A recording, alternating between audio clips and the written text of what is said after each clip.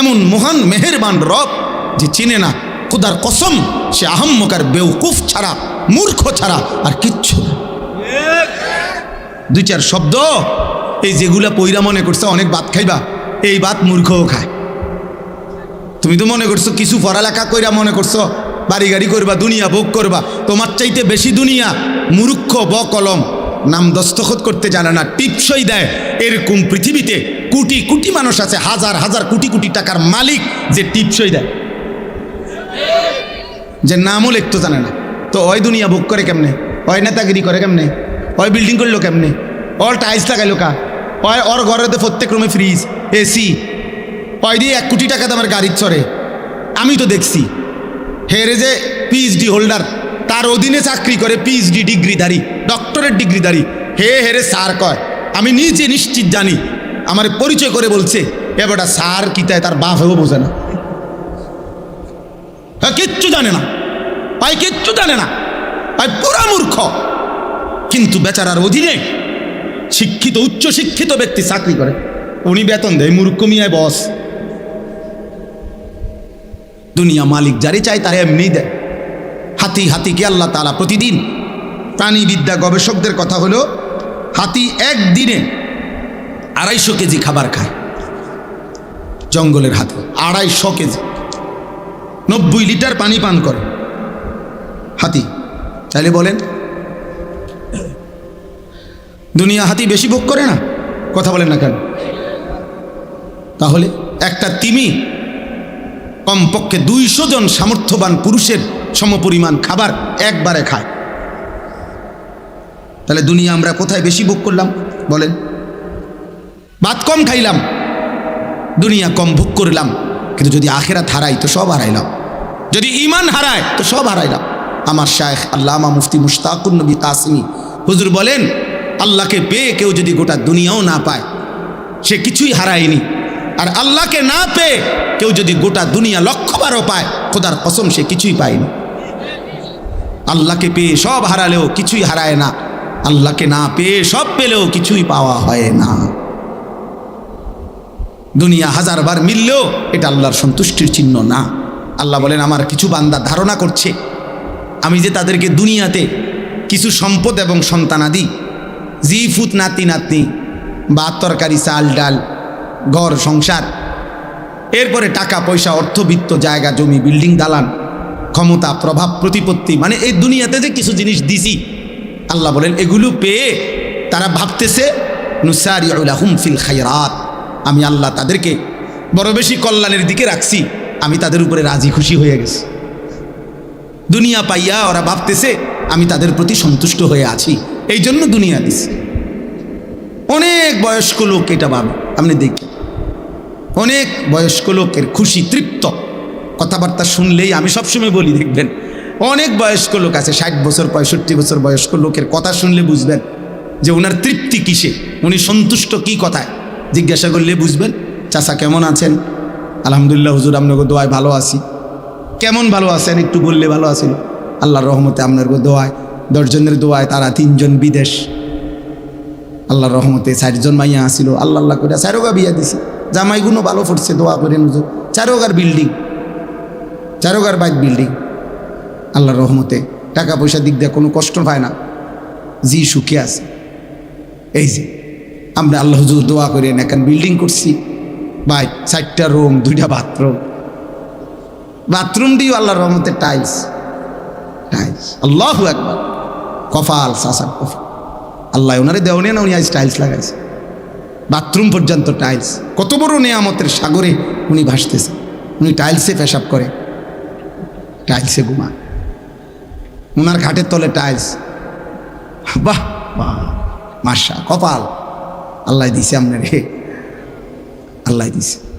আল্লাহর রহমতে রাস্তার লগে কদ্দুর জায়গা নিছি, দোয়া করে তে আরো ফাটাইতেছে, আরো কিনবো মরণ পর্যন্ত কিনে যাব, দোয়া করবে, খাস দোয়া, সামনের রবিবারে দোতলার 4 ডালাই খাস দোয়া। আমি একজনরে বললাম যে ভাই খাস দোয়া কি? এমন দোয়া করুন যাতে 4 ডাইবা যায় একদম, নাহলে খাস দোয়া কি? 4 ডালার দোয়া। এই যে উনি আপনি কি বললেন? দুনিয়া বললেন, কথা বলেন না। উনি কি হিসাব দিল? এগুলা দুনিয়া না? তাহলে উনি বুঝাইলো এই যে দুনিয়া আল্লাহ ওনাকে দিছে, আল্লাহ ওনার উপরে খুব দয়া করছে, উনি খুব খুশি, রাজি, সন্তুষ্ট, আল্লাহ ওনার উপরে খুব খুশি হইয়া এগুলা দিছে, খুব খুশি হইয়া।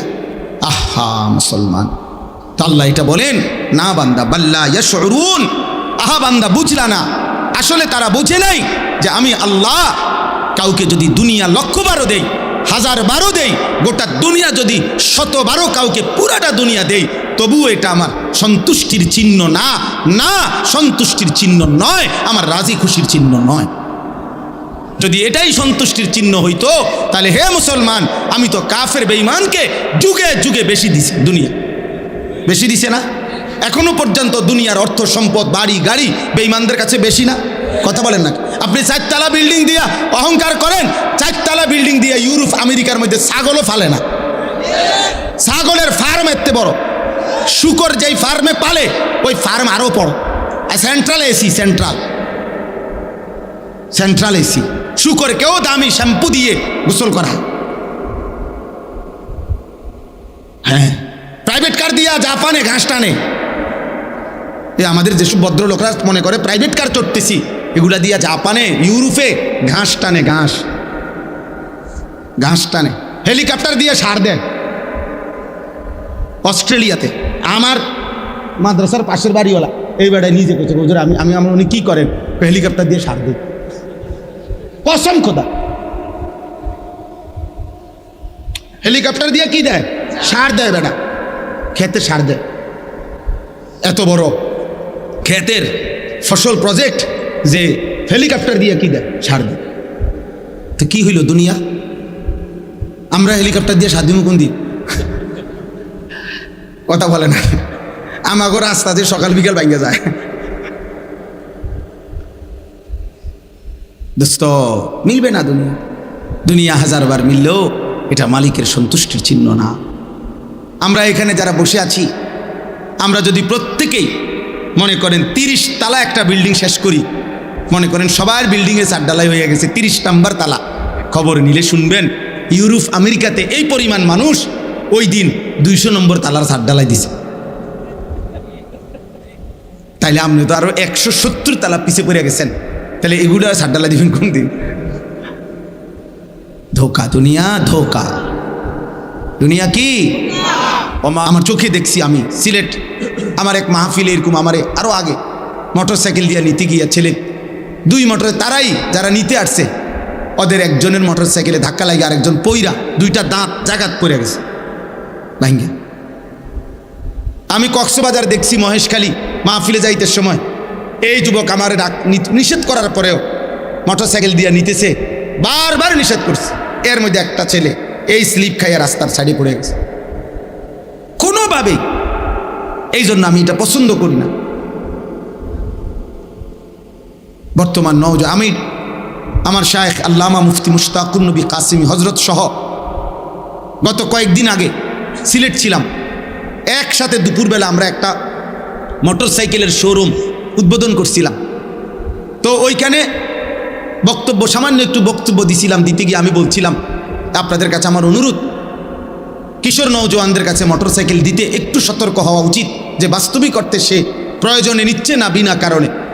কারণ কিশোর নওজওয়ান ছেলেদের বর্তমানে এই মোটরসাইকেলের এই অস্বাভাবিক দ্রুত গতির চলার কারণে প্রতিনিয়ত ওরা অ্যাক্সিডেন্ট হচ্ছে। আশ্চর্য হবেন, এই আমার বক্তব্যের 5 মিনিট পরে আমার পরে একজন বক্তব্য দিয়েছেন, উনি একটি প্রাইভেট মেডিকেল কলেজের চেয়ারম্যান, মেডিকেল কলেজে উনি বক্তব্য দিয়ে সাথে সাথে এটা বললেন যে আমি হুজুরের কথার সাথে শতভাগ একমত। আমাদের এই মেডিকেল কলেজে প্রতিদিন যে পরিমাণ রুগী আইসিইউতে থাকে, তার 90% আইসিইউ রুগী সব নওজোয়ান মোটরসাইকেল বাইকে আহত। এই পরিমাণ অ্যাক্সিডেন্ট করে যে বাড়ির লগে লগে প্রথমেই আইসিইউতে ঢুকাইতে। এই জন্য প্রিয় নওজোয়ান, কে দেখে তোমার মোটরসাইকেল? কে দেখে? কারে দেখাও? মানুষের দেখবার আগে তো তুমি এত জোরে ছাড়ছো, বেটা তো দেখবার আগে তুমি গেছো গা লালমাই ফার হইয়া, বাগমারা ফার। তুমি যদি জাগাত এটারে ভালো করে দেখাইতা, বলে আমরা মনোযোগ দিয়ে দেখেন আমি এটা কি মারাত্মক চালাইতারি, তাইলে না লোকটা বুঝলো হইলে। এটা অসভ্যতা। এটা অসভ্যতা। নিজেকে নিজে ধ্বংসের দিকে ঠেলে দেওয়া, এটা মূর্খতা ছাড়া আর কিচ্ছু না। বোকামি বাবা, বোকামি। আমি বললাম বন্ধু, এটা বোকামি। নিজেকে ধ্বংস করা, নিজের আখলাক ধ্বংস করো না, নিজের জীবন ধ্বংস করো। এই মোবাইলের নারী দেখা, অশ্লীল ছবি দেখা, এটা ধোঁকা, এটা ধোঁকা। ওই নারী প্রকৃত অর্থে নারী না। তুমি মোবাইলে যাকে দেখছো সে তোমার ওই নারী না, ওইটা তোমার নারীর ছায়া। ও তো চলে গেছে অন্যখানে, ও এখানে নাই। তুমি শুধু ছায়া দেখে দেখে নিজের হাত নিজের লজ্জাস্থানে নাপাক ব্যবহার করে নিজের চরিত্র শেষ করলা, আখলাক শেষ করলা, শরীরের যৌবনের শক্তিটা নষ্ট করলা, আখিরাতটাও বরবাদ করলা। ও ছায়া, ছায়া, ও ধোঁকা, ও ধোঁকা, ধোঁকা। 3 বছর পরেও যদি কোনো নর্তকী দেখে দেখে যারা চরিত্র নষ্ট করছো, তুমি কোনো দিন তার কাছে যাইয়া বইল, তোমারে রাতভর দেখতে দেখতে আজকে আমার শরীরটা শুকাইয়া শেষ, তুমি আমারে একটু ভালোবাসা দাও। তখন ওই নর্তকী বলবে, দয়া করে প্লিজ একটু ঘুরে দাঁড়াও, একটু ঘুরে দাঁড়াও। যখন তুমি ঘুরে দাঁড়াবা তো ফাঁসাতে একটা লাথি দিব তোমার দিন। বলবে, অপদার্থ, আমি তোর জন্য সাজি নাই, আমি টাকার জন্য সাজছি। তুই কেন নষ্ট হলি? তুই কেন নষ্ট হইলি? আমি তো তোর জন্য সাজি নাই, আমি টাকার জন্য সাজছি। অথচ 3 দিন আমার মাদ্রাসায় এক ছেলে গত আগস্ট মাসের 5, 6, আমি উদাহরণ দিচ্ছি, 5, 6, 7 গত আগস্ট মাসে আমার মাদ্রাসায় 3 দিনের কিশোর যুবকদের জন্য, স্কুল কলেজ ইউনিভার্সিটির ছাত্রদের জন্য আমরা 3 দিন প্রশিক্ষণ করছিলাম। অজু, নামাজ, সূরা, কেরাত, দোয়া, কালাম, পাক নাফাক, ঈমান, আকীদার উপরে 3 দিন তাদেরকে শেখানো হয়েছিল। উস্তাদরা, আমরা নিজেরা থাইকা, আমার শায়েখ হযরত নিজে গেছেন। তো ওই 3 দিনের কোর্সে 3 দিন মাত্র অজু নামাজ শিখছে একটা ছেলে আমাদের এখানে। ওই ছেলে গত কয়েকদিন আগে বাড়িতে স্বাভাবিকভাবে ফেনীতে ইন্তেকাল করছে। গতকালকে আমি নিজে গিয়া ফেনী মাহফিলের আগে তার কবর জিয়ারত করে তারপরে মাহফিলে গেছে। ও মার কাছে বলছে, আয়শা তার মার কাছে, মায় খবর পাঠাইছে আরেক ছেলেকে দিয়া যে হুজুর রে বইলেন আমার এই ছেলে মৃত্যুর আগে অসুস্থ ছিল, মৃত্যুর আগে 1 সপ্তাহ প্রায় দিন তারে মারে এটা বলছে, মা হাসলেও মরে যাবেন, কাঁদলেও মরে যাবেন, সুখে থাকলেও মরে যাবেন, দুঃখে থাকলেও মরে যাবেন। তো মায় বলছে, ফুত এই কথা তুই কাঁদতে শুনছ?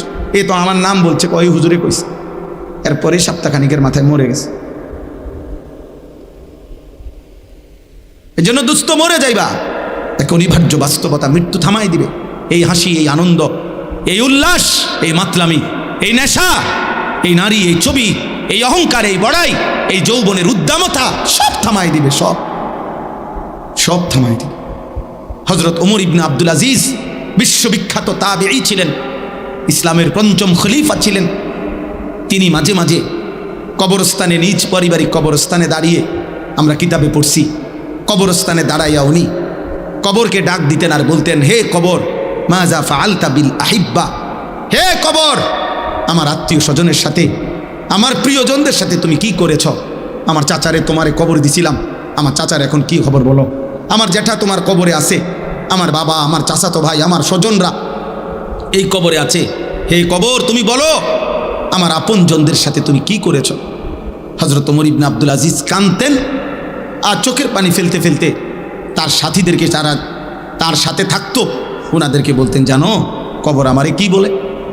তো বলতো, কবর আমাকে বলে, ওমর ইবনে আব্দুল আজিজ, তোর আপনজনের প্রত্যেকের চোখ, নাক, কান, হাত, পাও, শরীরের প্রতিটা অঙ্গ খুলে খুলে আমি মাটির সাথে মিশাই দিছি। 3 বছর আগে রেখে যাওয়া তোর চাচারে কবর থেকে খুলে দেখ, নাই, আমি সমান করে ফেলছি। আমি তোর আপনজনদেরকে মাটির সাথে মিশাইয়া দিছি। আমার মাটি আমি আমার সাথে মিশাই নিছি। মাটি থেকে তৈরি না আমরা, কথা বলে না কেন? তো মাটি যেন বলে, আমার মাটি আমার সাথে আমি কি করে নিছি? মিশাই নিছি, মিশাই নিছি। এই জন্য দোস্ত, এক অনিবার্য সত্য, চূড়ান্ত বাস্তবতা, এক চিরন্তন সত্য, তুমি মরে যাবা, আমিও মরে যাব, বাবারাও মরে যাবেন, মায়েরাও মরে যাবেন, পর্দার আড়ালের বোন আপনিও মরে যাবেন। এজন্য অভিভাবক যারা আছেন, ছেলেকে ফিরান, মেয়েকে ফিরান, স্ত্রীকে ফিরান। একজন বাবা মায়ের প্রধান পরিচয়, যদি সে মুসলিম হয়, মুসলিম অভিভাবকের প্রথম পরিচয়, তিনি তার অধীনস্থদেরকে ঈমান আমলের উপরে, আখিরাতের উপরে রাখার সর্বোচ্চ চেষ্টা করবেন। এটা হলো মূল বিষয়। এমন অনেক ছেলে হইতে পারে যে একবারে আজকে 3 দিন কোনো হুঁশ নাই, কিন্তু 3 দিনে এক ওয়াক্ত নামাজ পড়ে নাই। তোমার এই বেহুশি দ্বারা তেমন কোনো ফায়দা নেই। হয়তো খুব দৌড়াদৌড়ি করছে, কিন্তু মাগরিবের নামাজও পড়ে নাই, এশার নামাজও পড়ে নাই। এমন বদনসিব এরম আরো 1 লক্ষ বক্তা আসলে গেলে কিচ্ছু আসে যায় না, কিচ্ছু আসে যায় না। শ্রোতা 10 লাখ হইলেও আখেরাতে জমা হবে না কিছু তোমার নাম। তুমি তো নামাজই পড়ো না, তুমি তো সেজদাই দাও নাই, তুমি তো এশার নামাজই পড়ো না। তো তুমি আল্লাহর জন্য করছো এই কথার প্রমাণ তো এনেই হয়ে গেছে। যদি তুমি নামাজই না পড়ে থাকো তো তুমি কিসের আল্লাহর জন্য করছো? কোন আল্লাহর জন্য? এই জন্য সুজা সাফটা কথা, প্রত্যেকে আয়োজক ব্যবস্থাপক শুধু লাফাইলে হইতো না। আখেরাতে ফায়দা হচ্ছে কিনা, আখেরাতে জমা হচ্ছে কিনা সেটা দেখার বিষয়। ওয়াল তানজুর নাফসুম মা কদ্দামাত লিগাদ। আল্লাহ বলছেন বান্দা মুমিন খুব খেয়াল করো, প্রত্যেকেই আজকের দুনিয়া থেকে, আজকের দিন থেকে আগামীকালকের আখেরাতের জন্য তুমি কি পাঠিয়েছ। মা কদ্দামাত লিগাদিন, এটা খেয়াল করো, হিসাব করো। হাসিবু ক্বাবলা আন তুহাসাবু। নবী সাল্লাল্লাহু আলাইহি সাল্লাম বলেন তোমার হিসাব আল্লাহ নেওয়ার আগে তুমি নিজের হিসাব করে ফেলো, তুমি হিসাব করো। এজন্য আমি সাফ বললাম, ইন্তেজামের সাথে যারা জড়িত, যেই সমস্ত ছেলেদের বুকে স্বেচ্ছাসেবকের কার্ড, তোমাদের একজন সদস্য যদি আজকের এশার নামাজ পড়ে না থাকো, তুমি এখন গিয়া নামাজ পড়ো। আর নাই তো এই মাহফিলের দোয়া তোমার জন্য করে লাভ কি? মানুষ বাহাবা দিলে কিচ্ছুই তো না। মাহফিল একটা করাইলাম, কিছু লোক হইছে, মানুষকে কব হ্যাঁ লোক হয়েছে, তার মাহফিল হ্যাঁ তো হয়েছে, কইছে তো এরপরে আচ্ছা এটা কইলো আর কি, মানুষে কই দো হ্যাঁ তো লোক হয়েছে, তো এখন কি হয়েছে? এরপরে আপনারা মাথা তুলে আসবো নাকি? তাইলে লোক হয়েছে কইতে কি হয়েছে? এটা বুঝি এই কথাই কদ্দুরের জন্য আমি এত মেহনত করলাম যে মানুষে কইব লোক হয়েছে। এতটুকু কথার জন্য বুঝি আমার এই কষ্ট, আমাদের এই আয়োজন, কি বলেন এটার জন্য? হ্যাঁ, তাতে এর দ্বারা কি আসে যায়? এর দ্বারা আসে কি? এজন্য এটা জরুরি বুঝা, এটা খেয়াল করতে হবে। আমার আখিরাতে কি জমা হলো, আমার মালিকের কাছে কি জমা হলো। ইরতাহালাতিদ দুনিয়া মুদবিরা ওয়ারতাহালাতিল আখিরাতু মুকবিলা। নবীজি সাল্লাল্লাহু আলাইহি সাল্লাম বলেন উম্মত, প্রতি মুহূর্তে দুনিয়া তোমার পিছনে যাচ্ছে, প্রতি মুহূর্তে আখিরাত তোমার সামনে আসছে। ফাকুনু আবনা আল আখিরা ওয়ালা তাকুনু আবনা আদ দুনিয়া। অতএব আমার উম্মত, তুমি আখিরাতের সন্তান হও, দুনিয়ার সন্তান হইও না। আল্লাহর নবী বলছে দুনিয়ার পরিচয়ে পরিচিত হইও না, দুনিয়ার এই পরিচয় থাক। দুনিয়া নিজেই যেহেতু থাকবে না, তো দুনিয়ার পরিচয়ও থাকবে না। ধোঁকা, এই জনপ্রিয়তা, সুনাম, সুখ্যাতি, এগুলো দুনিয়াবি নেতা যারা দুনিয়া কিছু করবে, দুনিয়ার রাজনীতি করবে, পদ পদবি, দুনিয়াবি বিভিন্ন কিছু অর্জন করতে চায়, তাদের জন্য হইতে পারে।